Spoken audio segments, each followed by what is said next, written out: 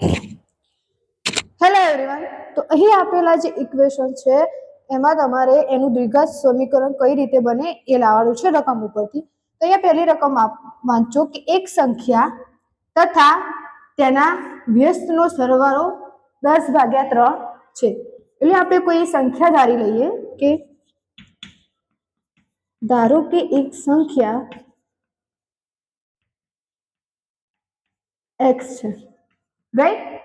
બીજું વસ્તુ છે કે તેના વ્યસ્ત, એટલે કે તે સંખ્યાનો વ્યસ્ત એટલે કેટલા થશે 1/x. આ બંનેનો સરવાળો 10/3 થવો જોઈએ. તો x + 1/x = 10/3.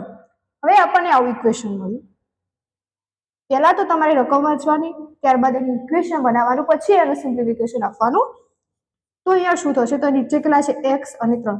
તો આ બંને જે સંખ્યા છે બંને બાજુ x.3 વડે ગુણતા, રાઈટ. એટલે બંને બાજુ x.3 વડે ગુણી દેવાનું, જેથી આપણને એનો લસા વડે મળી જાય. તો અહીંયા x 3x × x + 1/x 3x = 10/3 × 3x, right. હવે અહીંયા જોજો, તો અહીંયા શું થશે, તો અહીંયા ઇક્વેશન મળશે 3x². આ એક x જતો રહેશે એટલે +3 = અહીંયા 3 જતા રહેશે, તો અહીંયા વધશે 10x, રાઈટ. હવે આનું સિમ્પ્લિફિકેશન આપી દઈએ તો 3x² તેમને આ કેવા છે, બરાબરની આ સાઈડ પ્લસ, બરાબરની આ સાઈડ આવે તો માઇનસ થશે, તો -10x + 3 = 0. તો આ આપણું ઇક્વેશન થશે, રાઈટ.